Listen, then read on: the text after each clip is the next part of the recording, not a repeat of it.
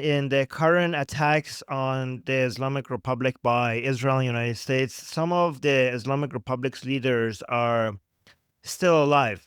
People like Larijani, for example. Given that the Israelis and Americans have proven that they have so much available information from the ground and they are so effective at taking out their targets, why is somebody like Larijani still alive? I'll let you know what I think is happening here. Let me know what you guys think as well. Right now, the plan, as we predicted, is after they started targeting the launchers and the air defense and the Navy, is a heavy focus right now on removing the suppressing forces, the Basij bases, the IRGC bases, the command centers, the Kalantaries in the different regions, in different places. They're going even to the smaller, basically, police stations, which shows that they're going all for removing the obstacle, completely trying to remove the obstacle from the path of the Iranian people so that the Iranian people could do the regime change. So that's what's happening right now. But why are some people still alive, especially somebody like Larijani, for example?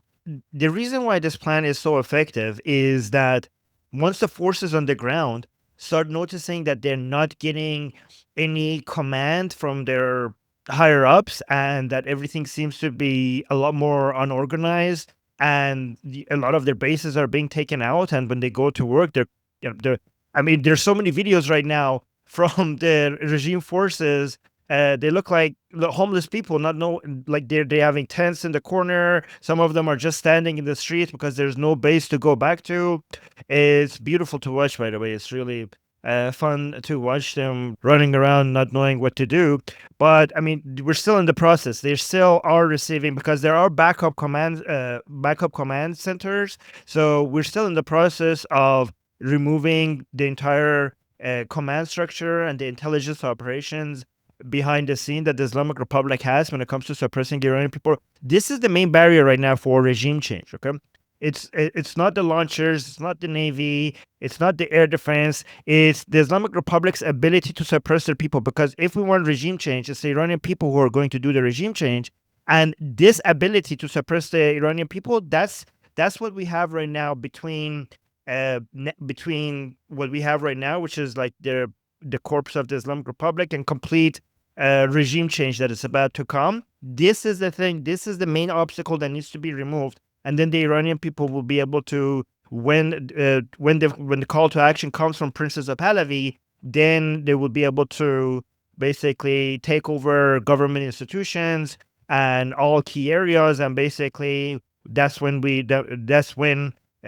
Princess of Pahlavi will come and announce the fall of the Islamic Republic. Probably something that will happen in between is we will see some forces put their gun down or come and openly, because I know, like, we know that already some forces have put their gun down, but it hasn't been publicly announced. And maybe hopefully some of the armed forces will join the Iranian people. They will pledge loyalty to protecting the Iranian people and pledge loyalty to Princess of Pahlavi.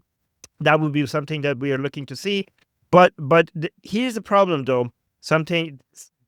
Everything is happening a lot faster than many people anticipated, so things are going very well. However, there's still something that is an issue here, and that's, I'm going to tie that back into why some officials are still alive, but they might soon not be. Like, as I'm speaking right now, these are like walking dead people. Like, as I'm speaking right now, maybe by the time I put out this video, they're already dead. Like, within minutes, any minute they could be taken out. That would be interesting if by the time this video comes out, they're already dead. That would be very poetic. Understand what would encourage so many of the regime forces right now to either defect or run away for their own survival. So we already had a lot of defections, a lot of people, even if they're not defecting, they're refusing to follow orders. So we saw that I'm not going to go over the signs that we had, that was already happening, because I have done that before. But this is the fact that Khamenei has been killed, as we predicted. That's going to escalate the rate of this process. But one thing on top of Khamenei's killing that is going to escalate the rate of this process is the fact that they're noticing that there's nobody on the other side giving me commands, right? So one thing that gives their regime forces a lot of confidence, even if they see millions or hundreds of thousands or millions of Iranian people in the streets, even though they have lower number, they understand that there's a system behind them. They understand that they feel confident because they know that there's an apparatus here, there's a system, there is intelligence, there's a command structure, there's somebody like giving them command, like they could hear the command coming in. So that structure and that behind them that they know that is backing them gives them confidence. When they stop hearing the orders coming in and they realize that maybe some of their leaders are abandoning them, looking to running away themselves or being killed, when they show up and they see their bases have been exploded, a lot of these people are going to be like, okay, this is it. So that's going to encourage a lot more either defection or people just focusing on their own survival. However, um, I know some people might dismiss this as not a big deal, but there are, like, some people say that there are not that many people like this within the regime forces, but there are people within the regime forces that are more ideological, and less focused on their own survival and more focused on saving Islamic rule and the government of the Mahdi or all that nonsense, right? So some people are willing to continue fighting the Iranian people, even if the entire system and command structure and the intelligence operations behind them collapses. They are more. They will just pick the killing of the Iranian people, and they will just by themselves, even if there's nobody giving them any command. However, obviously, their ability to do that is going to be a lot more difficult because they're unorganized. They don't know what's happening. They don't know what it used to be like. There was, because of all the cameras that is all over the cities, there was intelligence that where do we need to kill people, where do we need to back down, where are people moving, where is a threat, where is not a threat. So they're going to be blind now, and the only thing they're going to be able to see is what they see with their own eyes, right? It's not going to be centralized. It's not going to be based on good intelligence. So their effectiveness in suppressing the Iranian people is going to be limited. However, it's not going to be eliminated. These types of people, as long as they have a gun and as long as long as they believe that their lives are not important and they have to save the government of the Mahdi to come, they will use their guns to keep shooting at people, right? So these people are going to be the problem that the Iranian people, hopefully, if they come out in their numbers, high numbers, they have to deal with these types of people and try to neutralize this threat. So there might be some, even if Iranian people come out in numbers, there might be some challenges with these types of people. But there's also some in-between people people who are not maybe this durka, but there's still continuing to fight, even though they're noticing that everything is falling around them. They're still like they're in between, right? So these are the type. So again, we have three types of regime forces. The ones who are going to be like, okay, I'm out. This is not, I didn't sign up for this. Bye-bye. Or they would defect or run away. Then there are the full durka people on the other side that would be like, yeah, I'm gonna kill people until I'm dead. But there are some people in between here that they're continuing to fight. But if they get maybe, and I'm not saying this is true or not, but I'm just saying maybe that's some people's analysis, that if these people get a command from the remaining politicians, like the Larijani types, maybe these people will back down, like they will put down their weapons or defect or whatever, right? So I'm not saying this will be effective, but maybe there's a calculation that's somebody like Larijani maybe could tell these people, like if Larijani, like if you convince them that listen, it's game over for you guys right now. So instead of removing somebody like that, maybe if you tell them to tell your forces to back off and put your weapons down, that might be their utility. That might be why there's a delay in taking out some of these politicians. I mean, maybe somebody else, like not just Larijani, maybe somebody else, right? So that might be one reason why there's, I mean, it might not work. It might be like they might attempt that and then test it out. And if it doesn't work, they might take them out as well. But by the way, if you see this happening, if you see like the negotiations happening, don't worry about that, because these are negotiations over the terms of surrender, because the Islamic Republic doesn't really have anything to negotiate with anymore.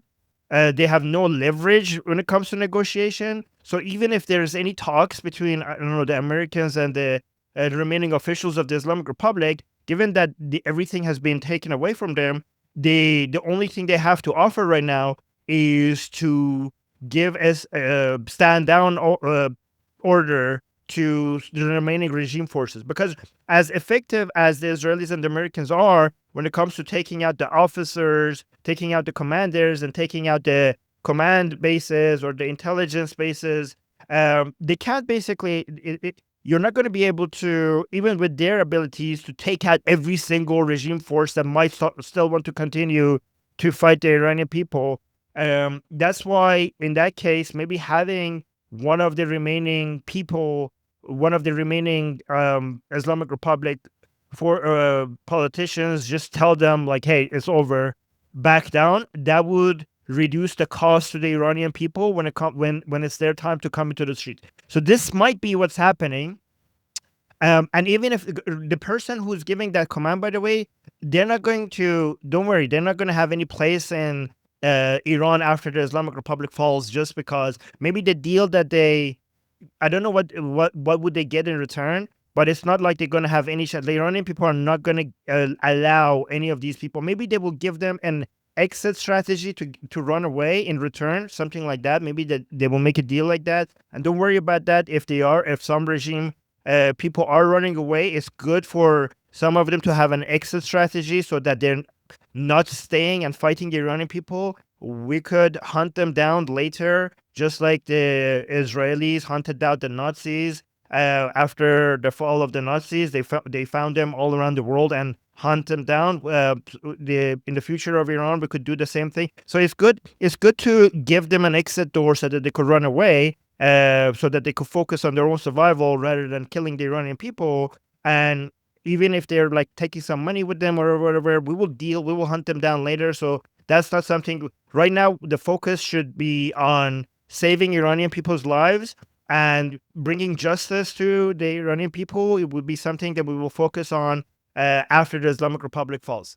But again, guys, congratulations. Things are moving really fast. I'm not saying it's over, was 100% over, but we're getting there faster than many people anticipated. And I'm not saying there's not going to be challenges. Obviously, a revolution comes with challenges, but this is better than right now. Like honestly, this is going much better than many people could even dream of.